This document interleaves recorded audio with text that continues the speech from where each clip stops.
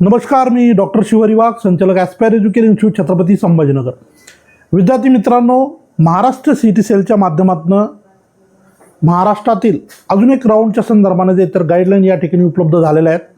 आपल्या सगळ्यांना माहिती आहे की NCISM कडनं 13 जानेवारीला एक नोटीस त्या ठिकाणी आलेली होती आणि 23 जानेवारीपर्यंत प्रवेश प्रक्रियेसाठी त्या ठिकाणी एक्सटेन्शन त्या ठिकाणी दिलेलं होतं. तसंच सोबतच महाराष्ट्रामध्ये असे अनेक कॉलेजेस होते की जिथं काही एक्का दुक्का सीट्स बाकी होत्या आणि सुलतानपूरचं जे कॉलेज आहे डॉक्टर RN लाहोटी आयुर्वेदिक महाविद्यालय, या कॉलेजलासुद्धा शेवटी परमिशन आलेली होती.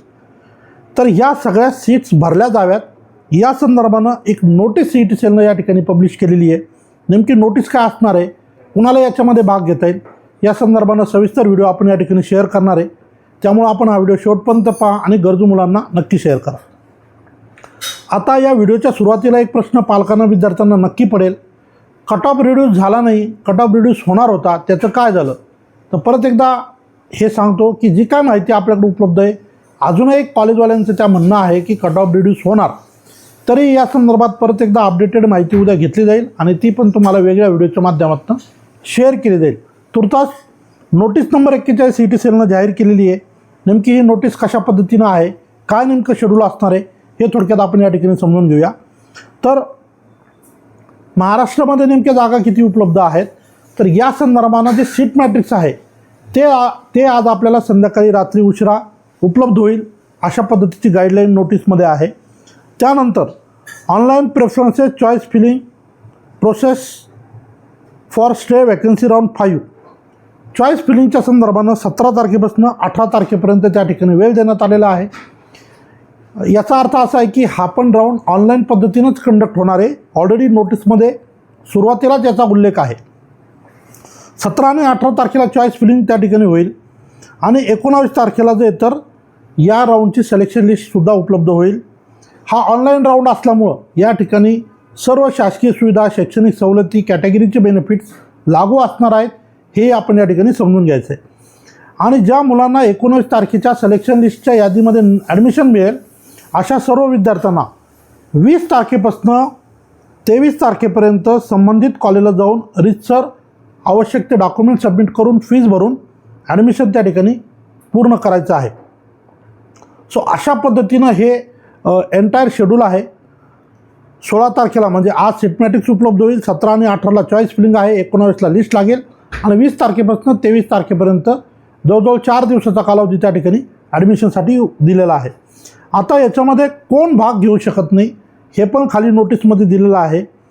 Candidate allotted a seat in CAP round 4 and stay vacancy round are not eligible to participate in this round. ज्या मुलांना कॅप राऊंड 4मध्ये किंवा ऑनलाईन स्टे वॅकन्सी राऊंडमध्ये कुठेही ॲडमिशन मिळालं होतं, त्यांनी घेतलेलं नसेल तर ते या ठिकाणी पात्र नाही, घेतले असेल तरीही ते पात्र नाहीत. त्यानंतर candidate allotted a seat in CAP round 3 and subsequent round of all India counselling conducted by MCC और AACCC and admitted candidates of AIQ state will not be considered for this round. ज्या मुलांना MCCच्या माध्यमातून किंवा AACCCच्या माध्यमातून किंवा AIQ 15% कोट्याच्या माध्यमातून admission मिळालेलं असेल तर हेही विद्यार्थी या ठिकाणी पात्र नाही आहेत. त्यानंतर it is mandatory to join allotted seat in online stay vacancy round 5. Hence candidate should fill only those preferences choices for which they are ready to take admission if allotted. या राऊंडमध्ये कॉलेज भरत असताना, choice feeling करत असताना तेच college टाकणं अपेक्षित आहे ज्या ठिकाणी तुमची जाण्याची तयारी आहे किंवा ॲडमिशन घेण्याची तयारी आहे. या राऊंडमध्ये ॲडमिशन घेणं आपल्याला कंपल्सरी करण्यात आलेलं आहे. त्यामुळं कॉलेजेस भरताना, चॉईस फिलिंग करताना या गोष्टीची आपण त्या ठिकाणी काळजी घ्यायची आहे. त्यानंतर candidate are advise to verify and ascertain the fee structure from the college website और fees regulating authority website before filling the preferences choices.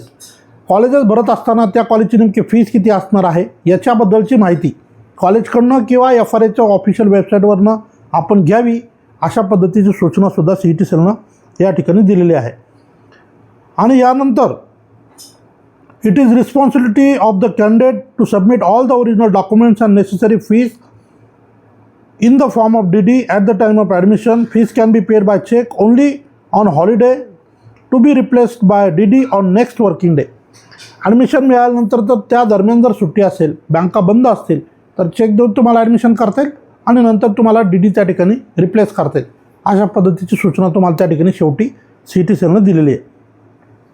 महाराष्ट्राचा हा म्हणजे पहिले कॅप राऊंड 4 आणि त्यानंतरचा हा 5वा राऊंड म्हणजे 9वा राऊंड आहे असं आपण म्हणूया. आणि मागच्या वर्षीसुद्धा 13 जानेवारीला शेवटची ॲडमिशन प्रक्रिया संपलेली होती. यावर्षी ही डेट आता 23 जानेवारी आहे. आता या दरम्यानच्या काळामध्ये अनेक विद्यार्थी कट ऑफ रिड्यूस होण्याच्या संदर्भानं वाट पाहत आहेत. आमच्याकडची माहिती स्टील अशीच आहे की अजूनही कट ऑफ रिड्यूस होईल. कॉलेजच्या ज्या आम्ही संपर्कात आहोत त्यांच्या माध्यमातून ही माहिती उपलब्ध होती आहे. परंतु उद्या सविस्तर व्हिडिओ मी या संदर्भातला बनवेल आणि तो तुमच्या सगळ्यांसाठी शेअर करेल. तुर्तास जे मुलं ऑलरेडी इलिजिबल आहेत, ज्यांना आत्तापर्यंत ग्रुप बीमध्ये कुठे ॲडमिशन मिळालं नाही किंवा ग्रुप सीमध्ये किंवा ग्रुप एमध्ये ॲडमिशन मिळालेलं नाही आहे, ग्रुप सी सोडून देऊ आपण, ग्रुप ए किंवा ग्रुप बीमध्ये कुठे ॲडमिशन मिळालेलं नाही, तर अशा मुलांच्या दृष्टीनं हा व्हिडिओ अतिशय महत्त्वाचा होता. तर ज्या विद्यार्थ्यांना हा विषय लागू आहे त्यांनी या प्रक्रियेमध्ये सहभागी व्हावं आणि एक शेवटचा प्रयत्न म्हणून आपल्या ॲडमिशनसाठी आपण नक्की त्या ठिकाणी प्रयत्न करू शकता. सो महत्त्वाची अपडेट, महाराष्ट्र CET सेलनं नोटीस नंबर 41च्या माध्यमातून अजून एका नवीन राऊंडचं शेड्यूल त्या ठिकाणी दिलेलं आहे. हे शेड्यूल आपण ऑफिशियल पोर्टलवरून नक्की डाउनलोड करा. या ठिकाणी थांबतो. धन्यवाद.